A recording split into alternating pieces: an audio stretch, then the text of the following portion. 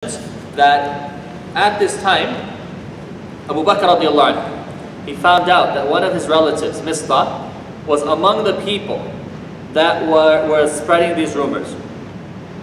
Then Abu Bakr radiallahu anhu said that's it. I used to help him financially, I'm cutting him off.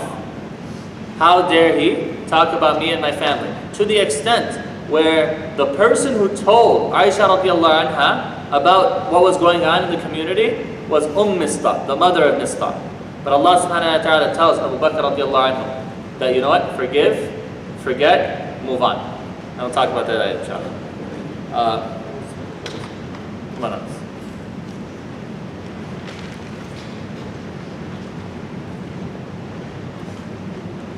I'll do that.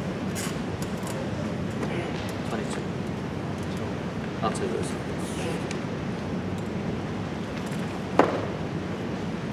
Those who have been graced with bounty and plenty should not swear that they will no longer give to the kinsmen, the poor, those who have emigrated in God's way. Let them pardon and forgive. Do you not wish that God should forgive you? God is the most forgiving and merciful. Those who accuse honorable but unwary, believing women are rejected by God. In this life and the next, a painful torment awaits them.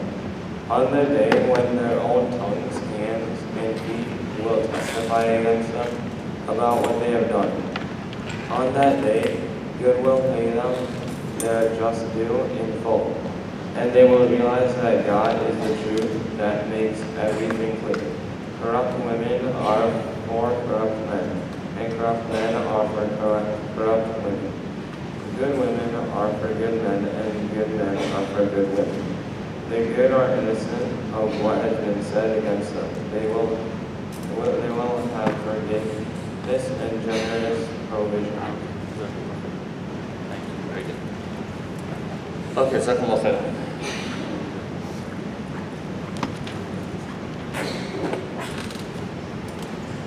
Who is Allah subhanahu wa ta'ala referring to when He's saying those who have been graced with bounty and plenty?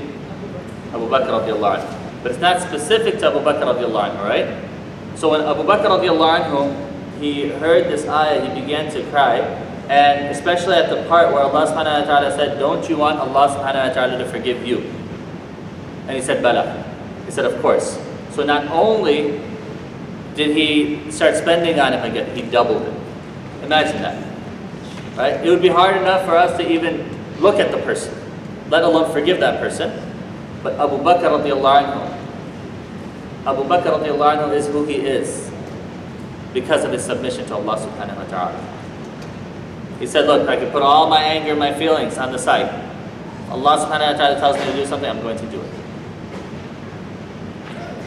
And Allah subhanahu wa ta'ala gives us all the iman of Abu Bakr radiallahu anhu.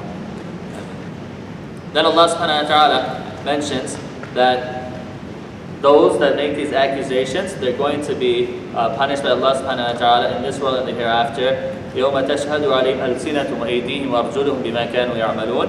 The day, like, people can hide, they can lie now and say, no, we never said anything. But on the day of judgment, their tongues, their hands, and their feet will all testify against them. Then Allah subhanahu wa ta'ala is telling us that if we want to be our spouses, and we want to have righteous spouses, we ourselves need to fix ourselves. We need to work on ourselves, right? And this is something that we always talk about when talking to others, is that we don't have control over other people's actions, other people's words, other people's emotions. But we have control over our own. So we need to help ourselves, fix ourselves, and deal and respond in a more positive manner. Then Allah subhanahu wa ta'ala said, أُولَٰئِكَ مُبَرَّؤُونَ مِمَّا يَقُولُونَ. Allah subhanahu wa ta'ala said they are free, innocent of what they have been accused of. لَهُمْ مَغْفِرَةٌ وَرِزْقٌ كَرِيمٌ. There's forgiveness and generous provision. So any person, group, that says that Aisha radiallahu anha committed this sin is disbelieving the Quran. Because Allah subhanahu wa ta'ala cleared us of this accusation in Surah An-Nur and in this part of the Quran. Then Allah subhanahu wa ta'ala moves to different set of ayat, and these ayat are talking about some laws in regards to how do we enter a person's house. Say we visit somebody, right? What are the etiquettes of that? And inshallah, we'll also talk about some of the rules and regulations regarding hijab, inshallah ta'ala. For the sisters, what's this? Sister.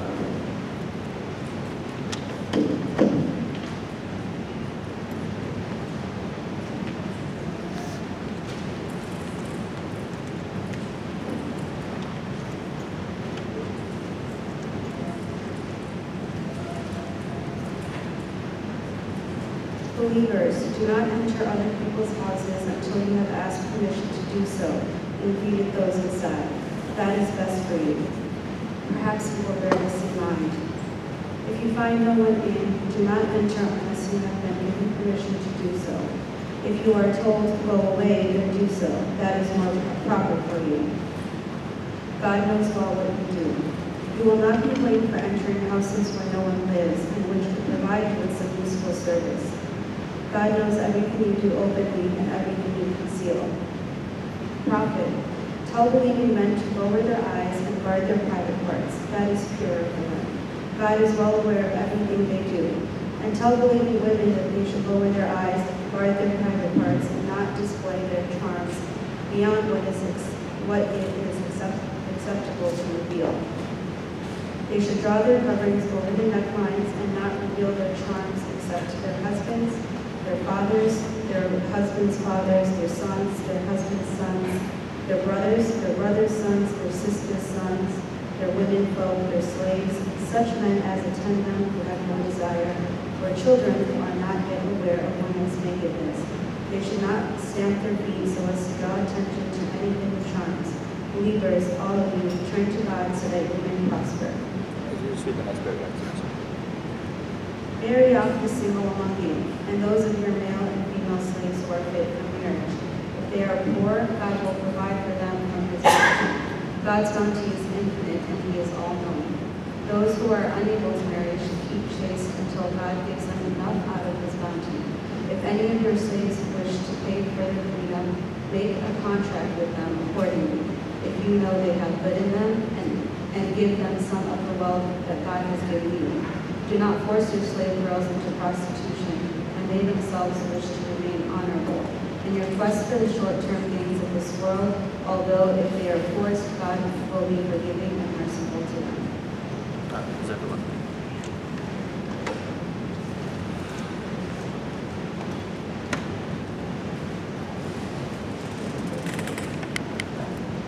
But each one of these topics we could spend a whole class on, right? Weeks on.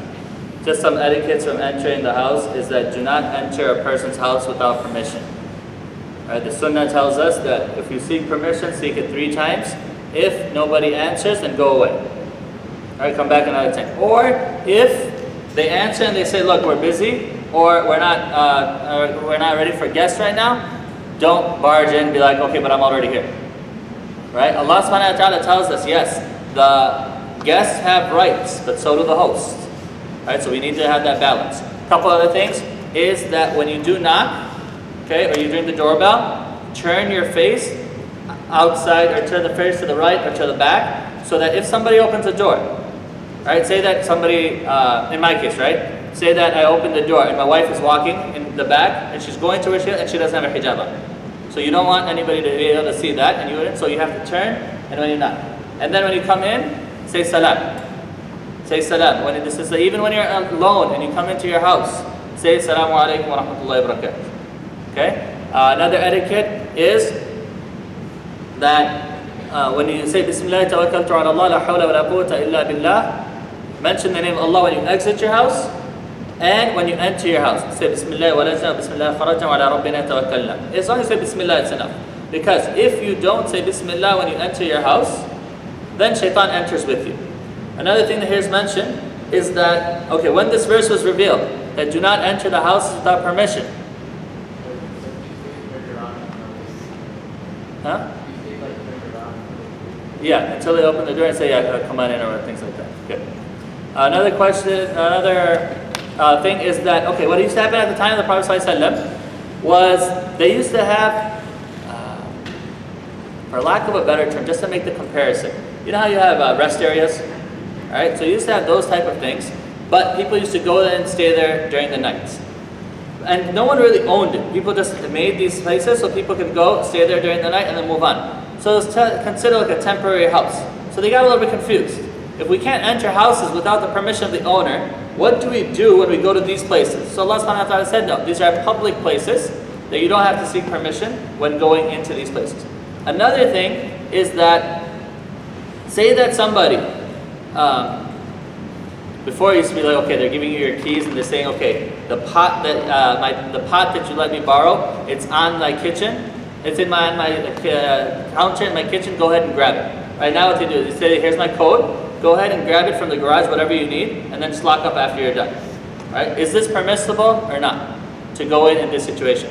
Yes, but in very limited, constrained bounds. Okay? If he says that, look, it's on my kitchen table, I can't go in the kitchen table. While I'm going to the kitchen table, go upstairs and be like, oh, very nice, and then go downstairs. Even, some of the scholars would say, even if you need to use the bathroom, you can't without the permission of the person. You call and be like, look, I'm here, I'm about to go in and grab this, could I use your bathroom while I'm here? And he says, yeah, don't worry about it. Then it's okay. But if you say, no, don't assume that, okay, I'm just going to go, look, just a little bit what's in his fridge, I'm hungry. No, you can't do that. Right? So this is amana. Amana needs to be preserved, and amana is something which is very, very serious. If I give somebody, right, this is my notes from when I was studying at Azhar, and I tell a person that, can you hold on to this for me? Right? And the person, he says, yeah. The person is not allowed to use this for his own benefit unless I give him permission for that. He's not allowed to say, okay, let's see how your handwriting is. Let's see, oh, you highlighted this, you didn't highlight this. Why did you do that? No, he's not allowed to do that. If somebody says, okay, here are my car keys. I'm going to be traveling. Can you just watch my car for me? Right? If I take those keys, and then he comes back, and he says, hold on a second, there's 1,000 extra miles on it. What you do? Right? I'm responsible for that. Okay, so we have to be very, very careful when it comes to amana. Then Allah subhanahu wa ta'ala talks about lowering the gaze. Lowering the gaze is something which is obligatory for both men and women.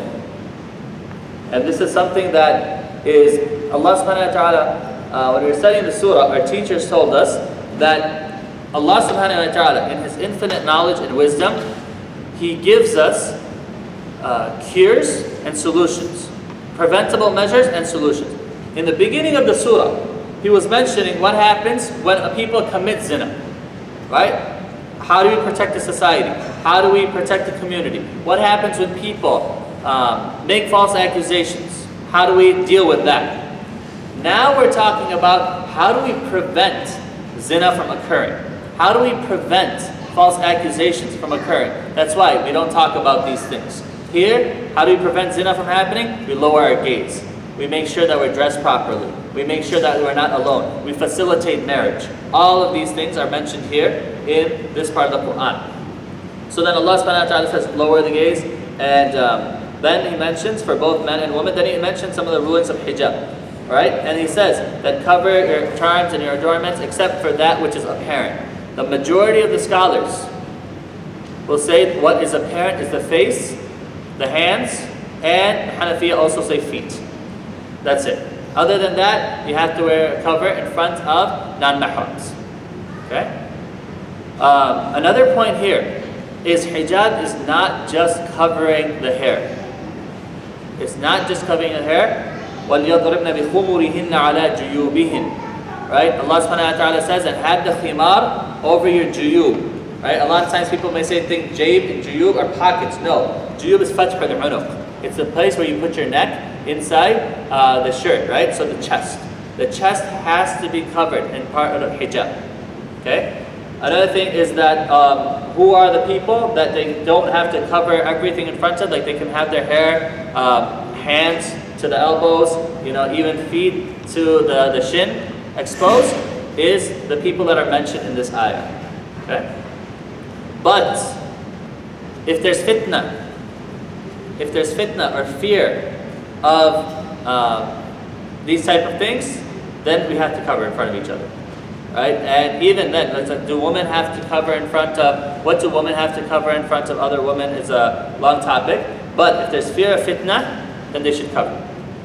Okay, especially in the society and the times that we're living in, we have to be extra cautious. extra cautious. Then Allah subhanahu wa ta'ala also mentioned that do not stomp their feet to draw the attention to any hidden charms.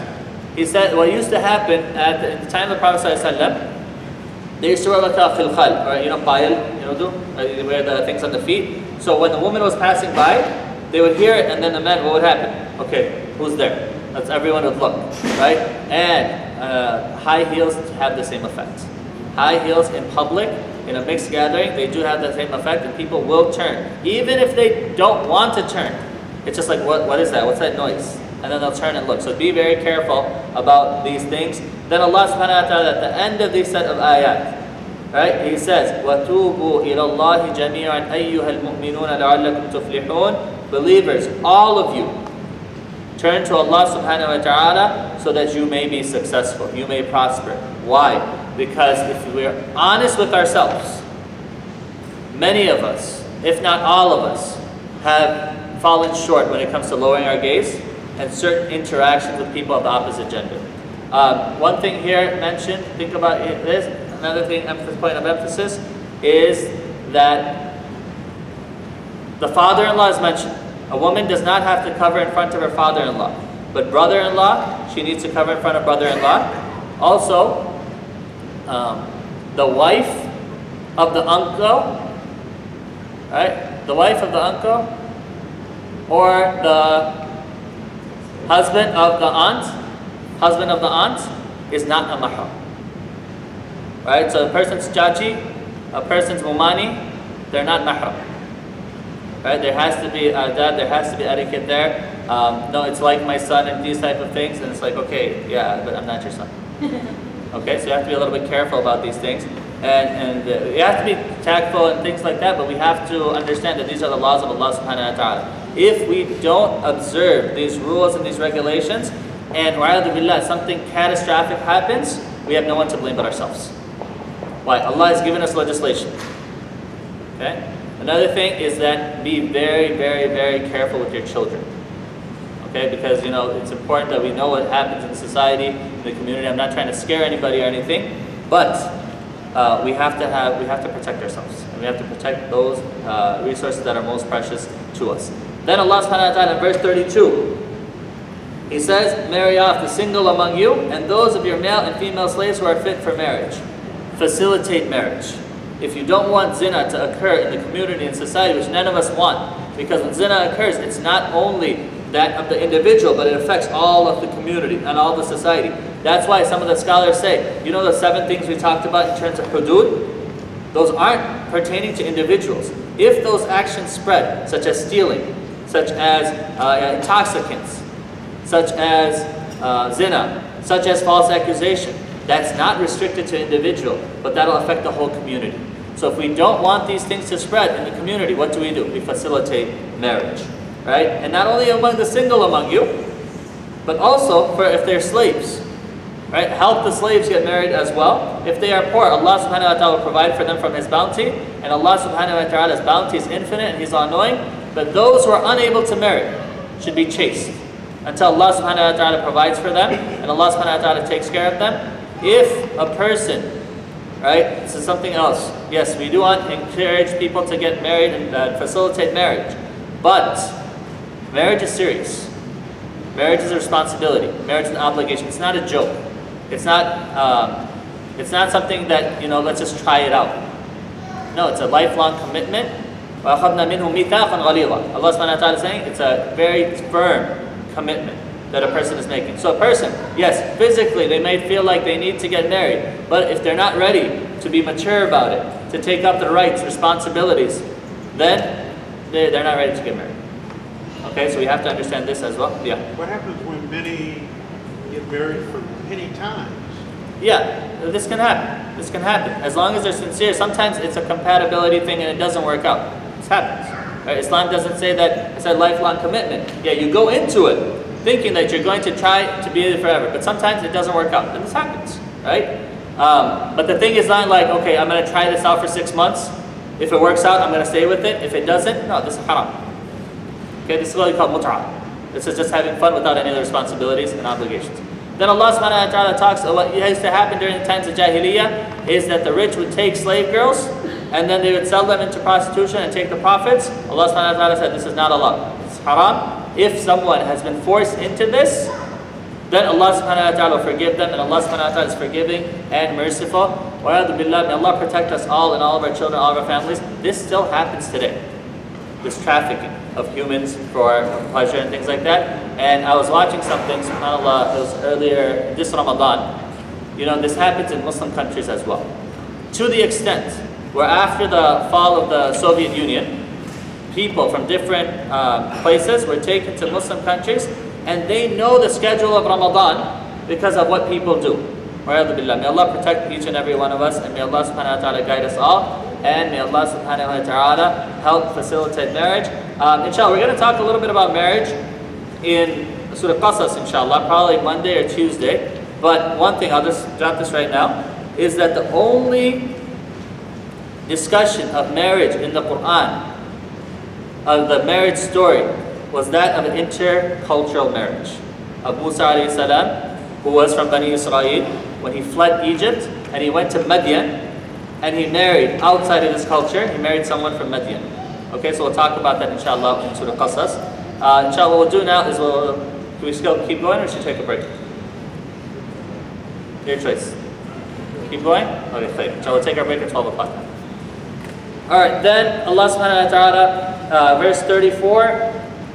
Yeah, I'll have somebody read that, inshallah. Who just read? Sister just read? Okay. Who's already?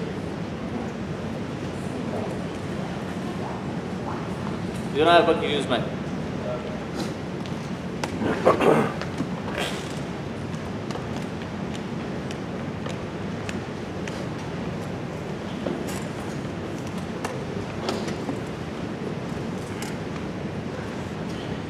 We have sent verses down to you, people, clarifying the right path, examples of those who passed away before you, and teaching for those who are mindful of God. God is the light of the heavens and the earth.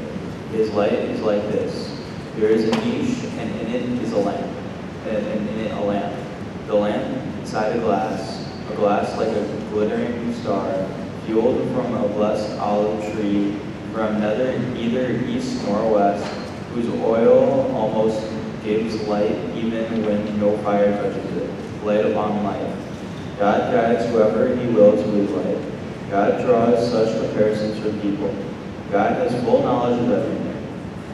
Shining out of houses in worship, God knew what they would be raised high, and his name be remembered in them with men, in them celebrating his glory morning and evening. Men who are not distracted, either by commerce or profit, from remembering God, keeping up the prayer, and paying the prescribed alms, fearing a day when hearts and eyes will turn over. God will reward such people according to the best of their actions, and he will give them more of his bounty. God provides limitlessly for anyone he will.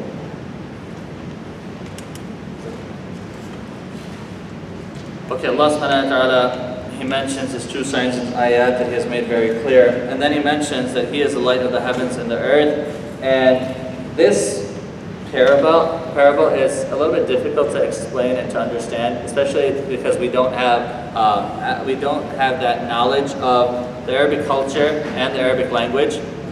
What does it mean that it's lit by oil, it's not from a tree from the east or the west, meaning that the sun is always shining on it? But what this means is that, as many scholars have said, is that inside the heart of a believer is goodness. The fitrah is pure. So when the light of the Quran, the Sunnah, comes to that, it lights it up. And it makes that goodness come up. And it facilitates any good that's in a person. That's why, subhanAllah, we see people that, mashallah, even before they became Muslim, they were very good people. But when they become Muslim, they become even better. And think about Abu Bakr radiallahu anhu. Like, if you read his seerah, there are like 5-6 things that, at least, that he was on top of everybody else. Then when he accepted Islam, there were times the Prophet ﷺ said, who's fasting today, who visited janazah today, who buried somebody today, who visited the sick today, who did all these things, and he was always at the front. So any goodness that a person has, Islam is there to enhance that goodness. Any evil that a person may have, Islam comes to eradicate that evil. So where are these people found? The next ayah, Allah subhanahu wa ta'ala talks about his houses of worship. فِي بُيُوتٍ أَذِنَ اللَّهُ أَن تُرْفَعَ. That in the houses of Allah subhanahu wa ta'ala, meaning the masajid, you find these people who are remembering Allah subhanahu wa ta'ala during the morning and the evening. They are people who neither profit nor sale. It distracts them from the remembrance of Allah subhanahu wa ta'ala. They establish the salah. They give the zakat. One thing here is mentioned, رِجَال. رِجَالٌ لَا تُلْهِيهِمْ تِجَارَةٌ وَلَا بَيْعٌ عَنْ ذِكْرِ اللَّهِ وَإِقَامِ الصَّلَاةِ. The term rijal is mentioned for two reasons. The scholars say, why is the term rijal mentioned? Number one, it is more emphasized for men to be in the masjid than women. Number two, they say that rijal is not just gender-based. Right? Gender would be dhakar, but rijal is a rijal is a quality. It's a characteristic. What does that quality and characteristic mean? That they're responsible. How do you separate a boy from a man? Right? Is it when they reach maturity? I mean physical maturity? No. Or is it when they're ready to carry out their responsibilities? So when we say rijal, sisters shouldn't be like, is this specific just to the men? No, it's not. What this means is that our people who know and give Allah subhanahu wa ta'ala's due rights and take care of His creation and understand that they will have to stand in front of Allah subhanahu wa ta'ala. Then Allah subhanahu wa ta'ala, He compares the deeds of the disbelievers and He tells us to reflect on them, and He gives different parables here. And inshallah ta'ala, we'll go through these verses. Sister Nida.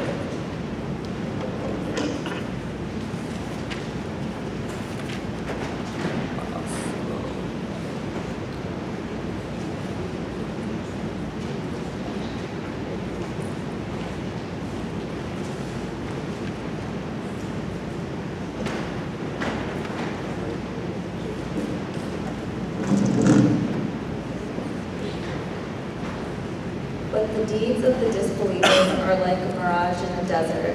The thirsty person thinks there will be water, but when he gets there, he finds it is nothing. There he finds only God, who pays him his account in full. God is swift in reckoning. Or like shadows in a deep sea covered by waves upon waves, with clouds above, layer upon layer of darkness. If he holds out his hand, he is scarcely able to see it. The one whom God gives no light has no light at all.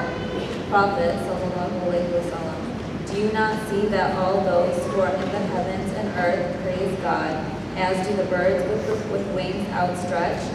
Each knows its own way of prayer and glorification. God has full knowledge of what they do. Control of the heavens and earth belongs to God, and to God is the final return. Do you not see that God drives the clouds that gathers them together and piles them up until you see rain pour from their lids? He sends hail down from such mountains in the sky, pouring it on whoever He wishes and diverting it from whoever He wishes. The flash of its lightning almost snatches sight away. God alternates night and day. There is truly a lesson in all this for those who have eyes to see. And God created each animal out of its own fluid. Some of them crawl on their bellies, some walk on two legs, and some on four. God creates whatever He will. God has power over everything.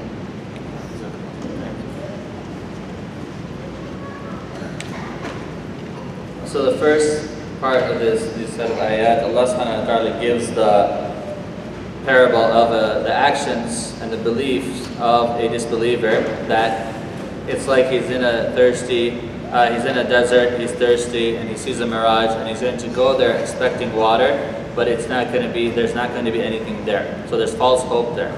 Then Allah subhanahu wa ta'ala talks about people that are on layer upon layer of darkness, right? If they even put out their hand right in front of their face, they won't be able to see it. And many other scholars have said that when they talk about the mirage, it's people who are misguided, or people like Dalleen, like the Christians, who they are sincere, but they're not on the truth. And they say that maghdubi alayhim, the people that knowingly rejected truth, are like the people that are layer and layer upon darkness, that even though the truth came to them, it was very apparent to them, as Allah subhanahu wa ta'ala mentioned, as He knows they know the Prophet as they know his own children, then they rejected that truth, and that made them misguided by Allah subhanahu wa ta'ala. Then Allah subhanahu wa ta'ala tells us to be reflective, right? Talking about the birds. The birds making tasbih of Allah subhanahu wa ta'ala. Rain coming down, lightning, right? The creation of the animals, the creation of insects, the creation of, some walk on their belly, some on 2 legs, some on 4. And we know that there's even more than that, right? Like spiders. What do spiders do? Right? 8. That's why. Is that not mentioned? وَيَخْلُقُ مَا يَشَاءُ. The ending of that, Allah creates whatever He wants, subhanahu wa ta'ala. So the believer, he doesn't just live his life and just say, okay, let's see, what do I have to do today? What do my kids have to do today? All right, as long as I'm okay, my kids are okay, that's it. I don't care about anything else. But we reflect. We look at the world around us, the alternation of the night and the day. And we reflect on all of these things. Next, inshallah, you'll see that Allah subhanahu wa ta'ala, He makes a comparison between the believers and the hypocrites when it comes to revelation. Right? When Allah subhanahu wa ta'ala reveals ayat, does He reveal a separate set of ayat for the believers and a separate set of ayat for the hypocrites? No, they're the same ayat. But the response is very, very different, as we'll see. Okay, let's read from the brothers.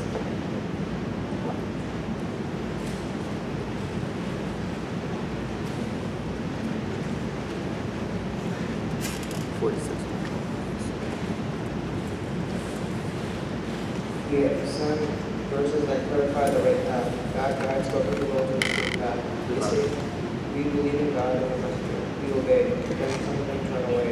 Though these people are not true believers, but they are summoned to God and His messenger in order to make the judgment between them. Some of them turn away.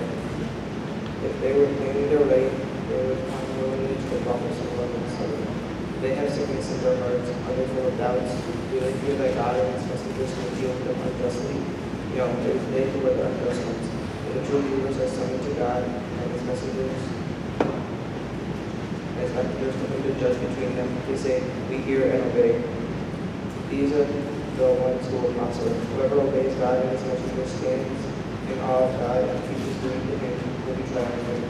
The other Psalms swear by God that if you promise so lovely something commanded them, they would mark out. Tell them, do not swear. It is unreasonable. It is reasonable to be against as required. God is aware of everything you do. Say, obey God, obey the messenger. If you turn away, know that He is responsible for the duty placed upon Him. And if you are responsible for the duty placed upon Him, if you obey Him, you will be rightly guided. But the messenger's duty is only to deliver the message to you. Good job.